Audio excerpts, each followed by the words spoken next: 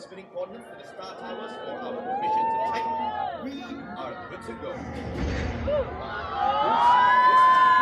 Dia olok-olok je lah. Dia tak ada apa pun. Dia tipu kita je. Command center in Kuala Lumpur. Macam gerak lah. Kan? Tak gerak pun. Ready to come to our defense. Say hello to the squad leader, Wolfman. Hello.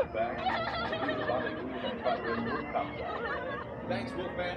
We are ready for you to guide us through the wormhole generator. Dia macam dia tipu kita ha. Tapi macam dia.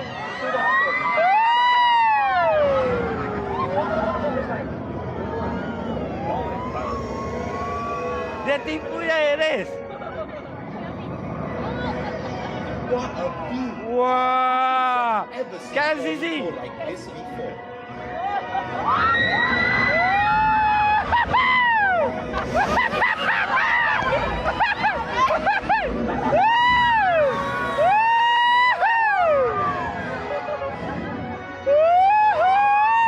Coordinates to Titan are locked. Tidur. Ibu tak berani. Engage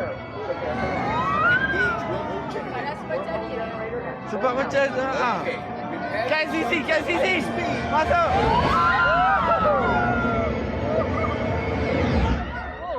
Wow. Welcome Wow. to Saturn, folks. What the? That's no way. Wah. Wow. Force field generator activated. Wait a second. I'm detecting no signs of life. I Ada think it's ni tak abandoned. Let's take a look. After you. Ni. Okay. Got formation. Huh? Let's stay alert. Going in. Wah, ada masuk Anis.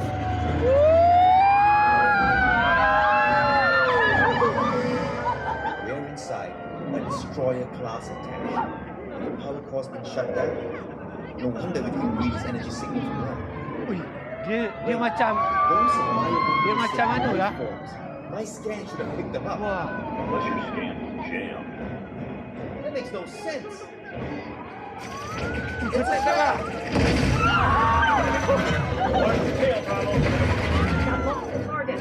Watch it stick. Touch the counter and pick your target. We got bus 12 o'clock. Macam elok I'm taking this slow. Hold on. Fire. Where are you, Max? Moving to the hornet's nest. Max, where are you? Mek. Okay for the moment. Strike that. I got one right in front of me. Dia lawan dia. Firing up his weapons. I'm coming, Max. I'll keep Bug Boy occupied, but you, get out of here. We'll never make it. We've got to reach the central core and destroy it. How? I can identify the target, but only you have the tech to take it out. The hydrant torpedo. Affirmative. That should solve the problem.